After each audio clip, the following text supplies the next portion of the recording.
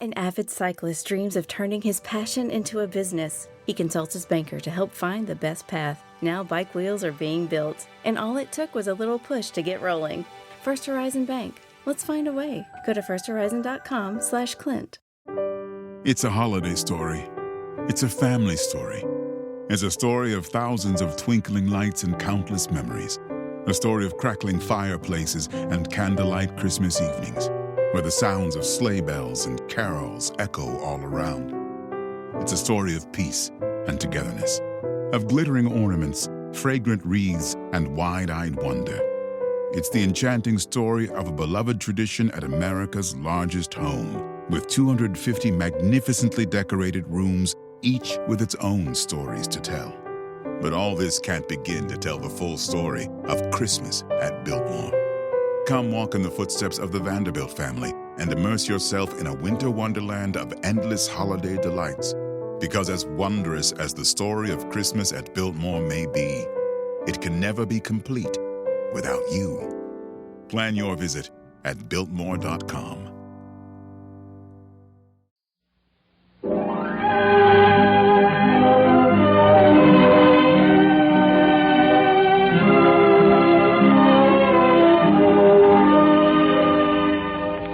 Good evening, ladies and gentlemen. On this Christmas Eve, once again, Lionel Barrymore sets aside his role as mayor of the town to take you back to a Christmas Eve 100 years ago with his unforgettable portrayal of Scrooge. And now, Lionel Barrymore in Dickens' A Christmas Carol.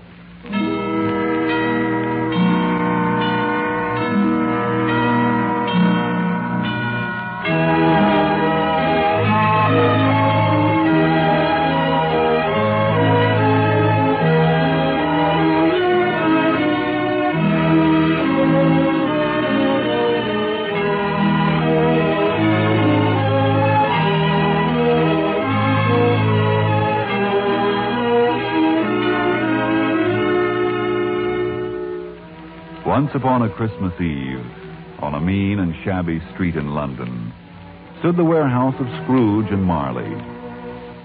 Marley was 7 years dead, but Scrooge never bothered to paint out the name. It was a waste of time, paint, and money.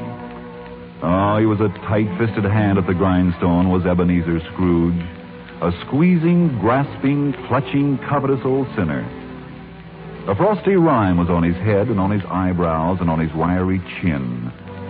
And the cold within him iced his office in the dog days and didn't thaw it out 1 degree at Christmas. A fact that could be attested by Bob Cratchit, his overworked and shivering clerk.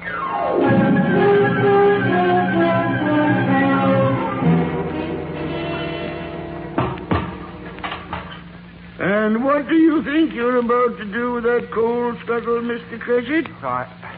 Well, you see, my stove's gone out, Mr. Scrooge. Indeed. It was a very small fire to begin with, sir. Tell me, Mr. Cratchit, you like working here? Oh, yes, indeed, sir. And you have need of the 15 bob I pay you every week? Need? Oh, yes, indeed, sir. You see, there's my wife, and Tiny Tim, and Belinda, and Martha, and... Well, then may I suggest you forget the fire and get back to your work?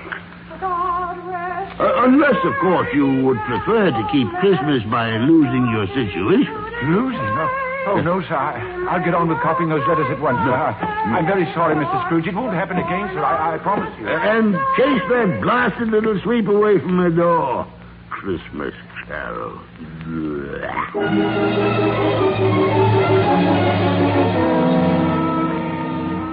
Yes, no wind that blew was bitterer than Ebenezer Scrooge.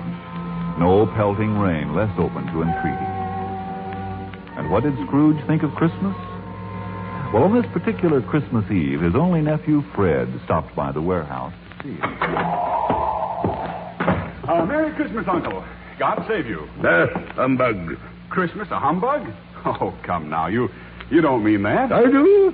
Merry Christmas. What right have you to be merry? You're poor enough. Very well, then. What right have you to be dismal? You're rich enough. Humbug. Oh, don't be cross, Uncle. What else can I be when I live in such a world of fools as this? Merry Christmas. Out upon Merry Christmas.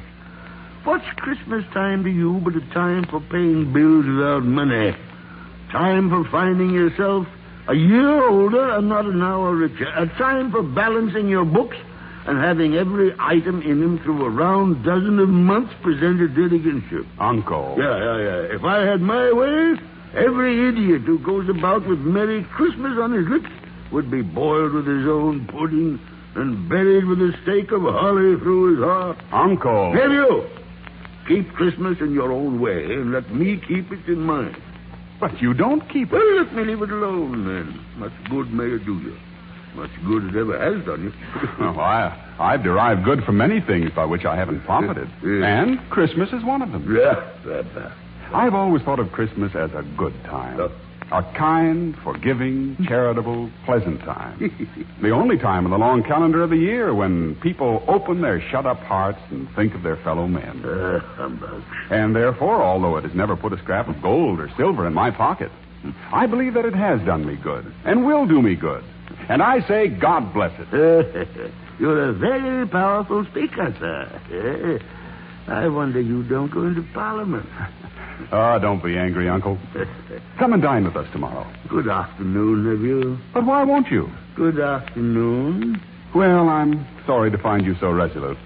But a Merry Christmas, Uncle. Good afternoon. And a Happy New Year. Good afternoon.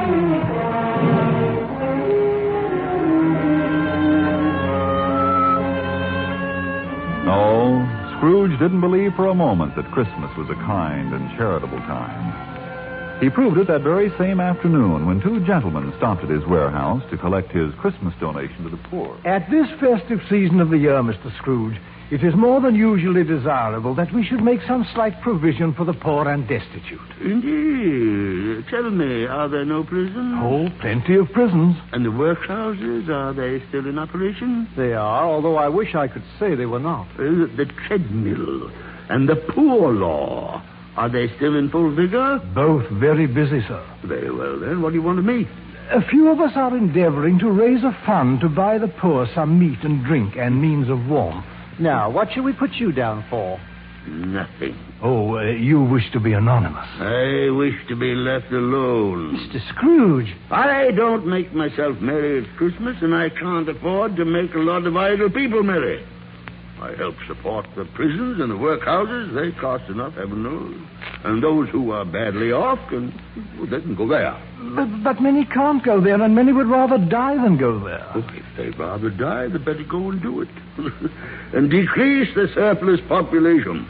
Besides, I find it quite enough for a man to mind his own business and not interfere with other people's.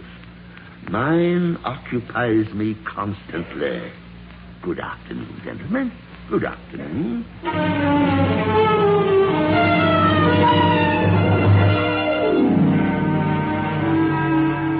It was cold and dark when Scrooge left the ancient warehouse. The fog was so thick that he had some difficulty in locating the lowering pile of building where he had a gloomy suite of rooms. Since Marley's death, no one lived there but Scrooge. Then, as he put his key in the lock of the door, a strange thing happened.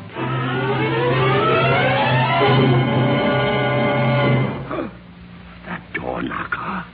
I could have sworn it was Marley's face. Oh, humbug. Scrooge entered, then locked and double-locked the door behind him. He wasn't a man to be frightened by a door knocker. Humbug. He lit his candle and started up the stairs, his footsteps echoing through the quiet house.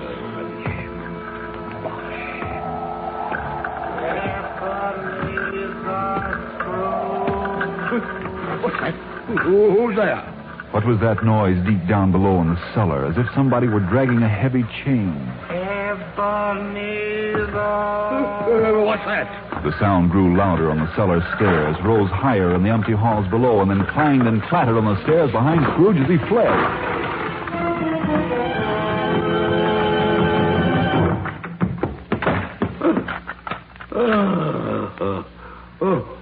That's humbug. Don't believe it. Then, as though a part of the fog outside, the ghost of Jacob Marley passed through the closed and locked door. Ebenezer. Who are you? In life, I was your partner, Jacob Marley. What do you want? Much. Oh, much, Ebenezer. Be gone. I don't believe in you. Why do you doubt your senses? Because a little thing affects him. A very slight disorder of the stomach makes him cheat. Or you may be an undigested bit of beef, or a blot of mustard, a crumb of cheese, or a fragment of underdone potato. There's more gravy than grave about you.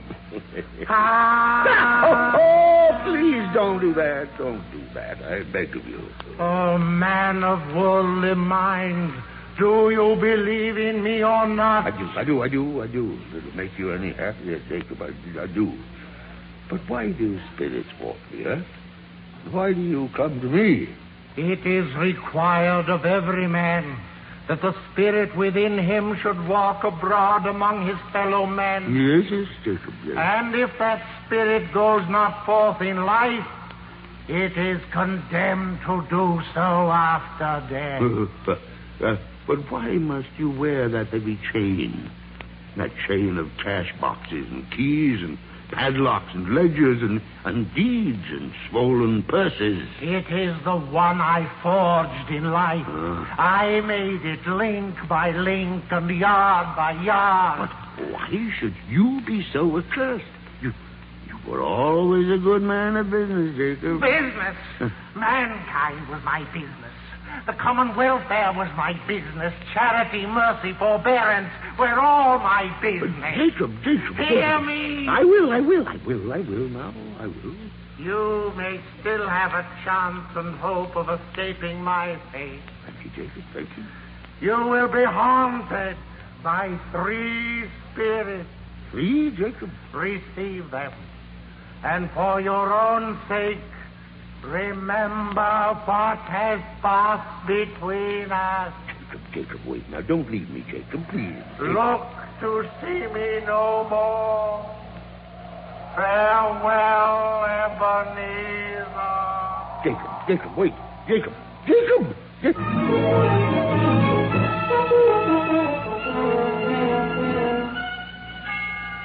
Ebenezer Scrooge. Huh?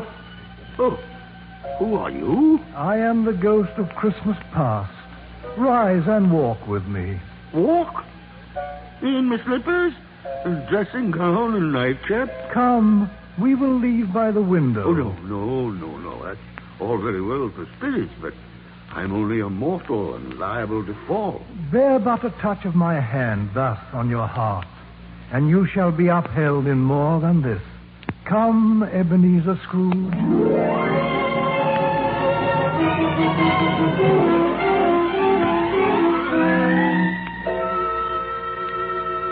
Look just below us, Ebenezer Scrooge. The city and the years have been left behind. Do you know this place? Well, yes, of course I know it, Spirit. I was a boy here. See? There's my old school with the cupola and the bell hanging in it. An ugly, lifeless place. It looks quite deserted. It was Christmas Day. All the boys had gone home for the holiday. All? Who is that lonely child left behind and chided for his tears by the schoolmaster? I was that child, Spirit. Calm now, Master Ebenezer. No tears, if you please. There's nothing more degrading than self-pity. Besides, Christmas isn't at all important. A very wise man, the schoolmaster. Don't you agree, Ebenezer? Oh, of course I don't agree. Why, Christmas is very important to a child of that age, Spirit. Poor boy, I wish...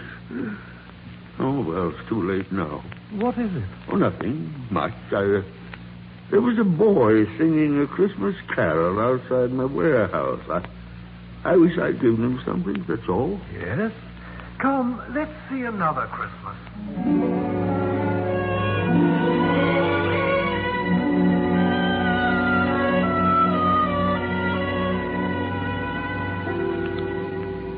Now we are in the city, and that lonely boy is older. Do you know this warehouse, Ebenezer? Know it? Of course I know it. I was apprenticed here. Were you happy? Oh, yes. I was very happy, Spirit, very happy. My employer was a kind man, and... Well, why, bless his heart, there he is. It's old Fezziwig alive again.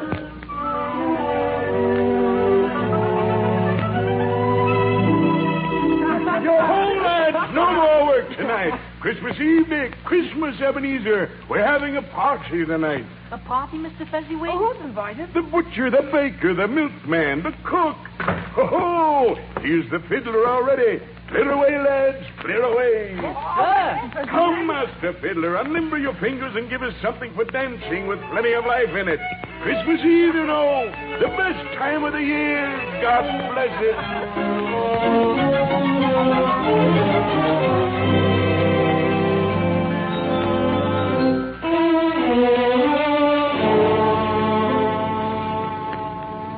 A very simple and foolish man, old Fezziwig, with no head at all for business, Ebenezer Scrooge. Nonsense, Spirit. Why, he was one of the greatest men alive. Indeed? I only wish... Yes? Oh, nothing. I was just thinking of my own clerk, Bob Cratchit, that's all. Strange. But my time grows short, and there is one more place we must visit. Come.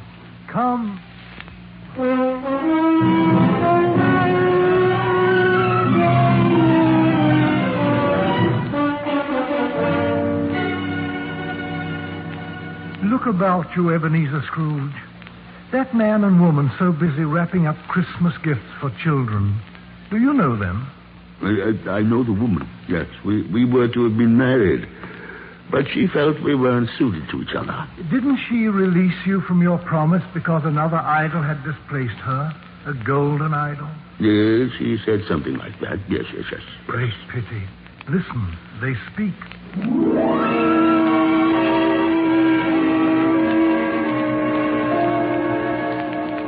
There, darling, I think that'll do if you'll tie the ribbon.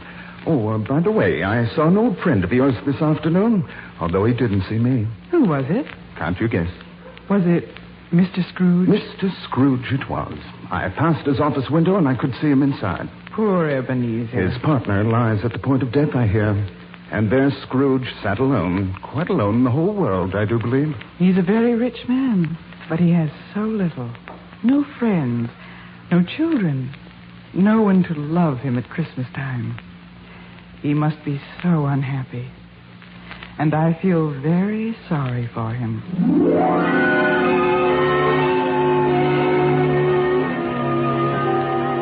Spirit, remove me from this place. Not yet. Oh, not yet, Ebenezer Scrooge. You have seen the past. Now prepare yourself to meet the spirit of Christmas present.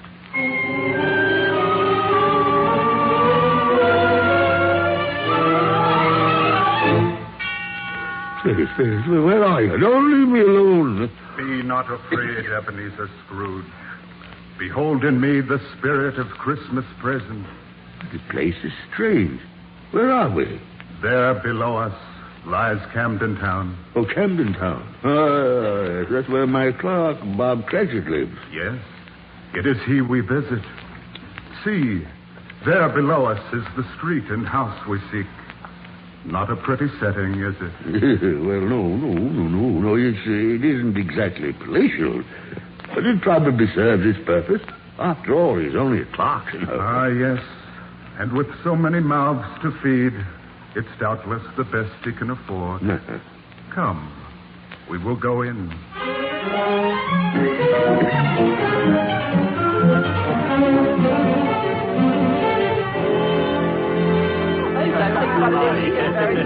Oh, the gravy, good heavens, I nearly forgot the gravy.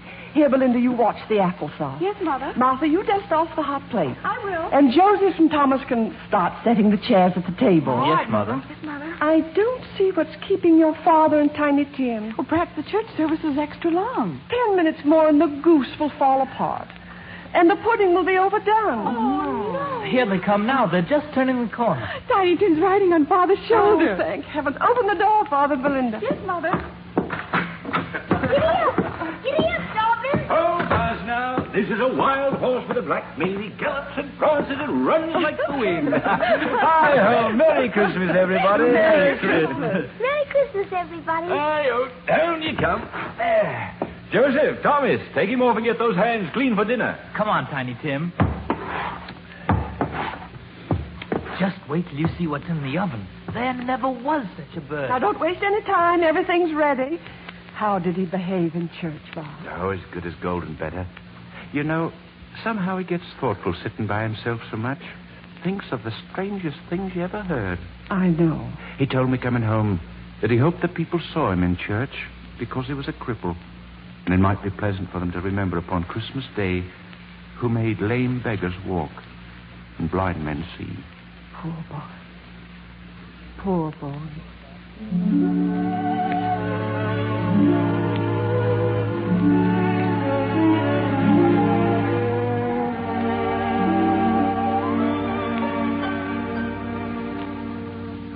Why are there tears in your eyes, Ebenezer Scrooge?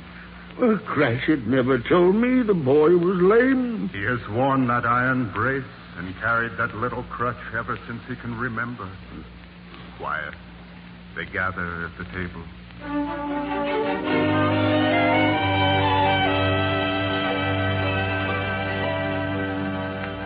A toast. A toast to the founder of the feast. I give you Mr. Scrooge. The founder of the feast, indeed. I wish I had him here. I'd give him a piece of my mind to feast upon. My dear, Christmas Day. Well, I'll drink his health for your sake and the day's, not for his. And a Merry Christmas to us all, my dears. God bless us. God bless us. And what do you say, Tiny Tim? God bless us, everyone.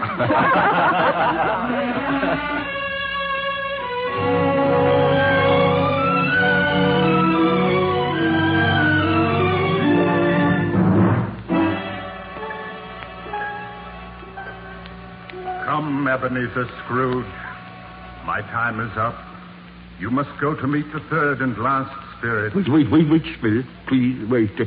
And tell me this before you leave me. Yes?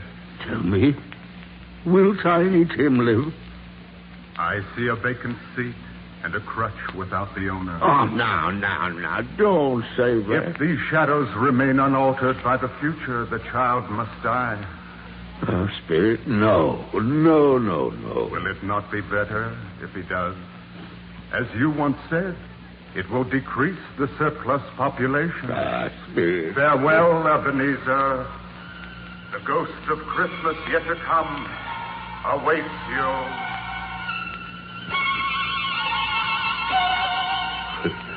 Where am I? What place is this?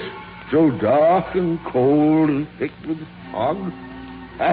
And who are you, dark phantom with the hidden face? I fear you more than any of the others. Are you the ghost of Christmas yet to come?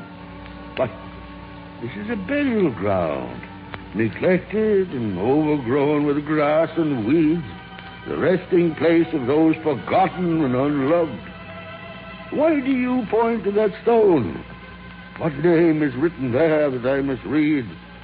The letters are too dim and fog's too heavy. Tell me, Spirit, who rests in this lonely, untended earth? You are that man, Ebenezer Scrooge. No, Spirit, no. You are that man. Spirit, hear me. I'm not the man I was. I'll not be the man I must have been but for this night. I will honor Christmas in my heart and try to keep it all the year. Hear me, Spirit. Hear me and tell me I may sponge away the writing on that terrible stone.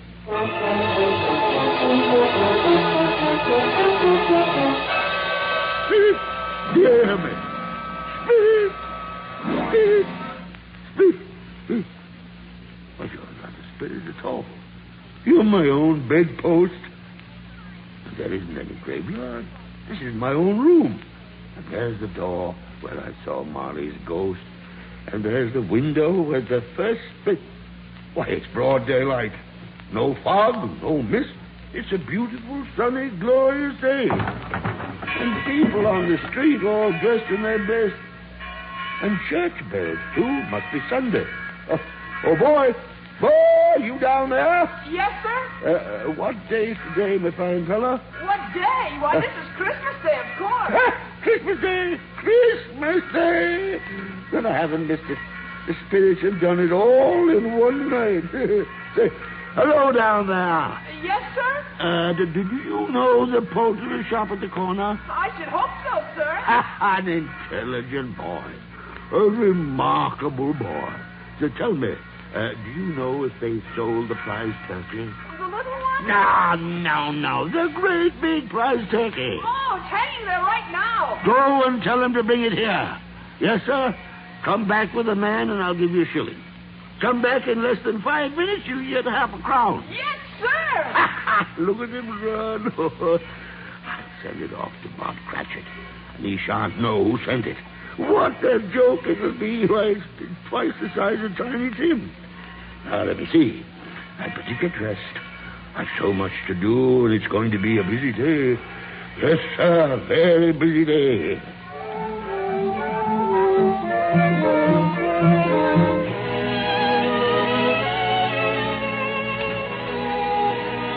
And it was a busy day.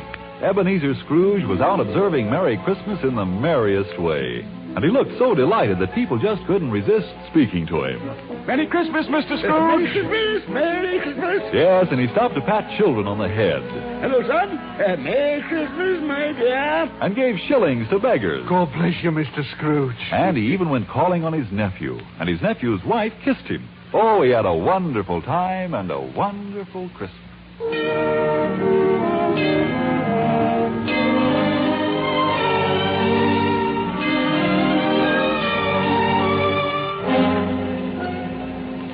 The morning after Christmas, he was early at the office. Scrooge wanted to be there first, and he wanted to catch Bob Cratchit coming in late. Well, Mr. Cratchit, so you finally got here, did you? Look at that clock. What do you mean by coming here this time of day? Why, I'm very sorry, Mr. Scrooge. It won't happen again, sir. Indeed it shan't. Indeed it shan't. Step over here to my desk, if you please. It's only once a year, sir. A poor sort of excuse, Mr. Cratchit. And I'm not going to stand for this sort of thing any longer. And therefore, I'm about to raise your salary. What was that, sir? A Merry Christmas, Bob. A Merry Christmas than I've given you for many a year. I'll raise your salary and endeavor to assist your struggling family. Now make up both fires and buy a larger coal scuttle before you dot another I, Bob Cratchit.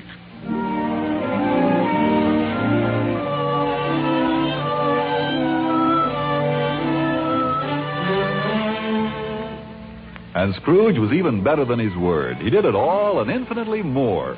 And to Tiny Tim, who did not die, he was a second father. He became as good a friend and as good a man as the good old city ever knew, or any other good old city, town, or borough in the good old world.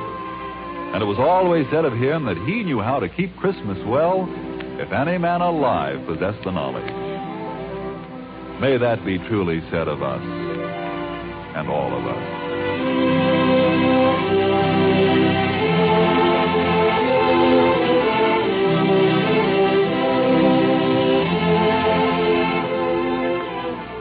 And so, as Tiny Tim observed, God bless us, everyone.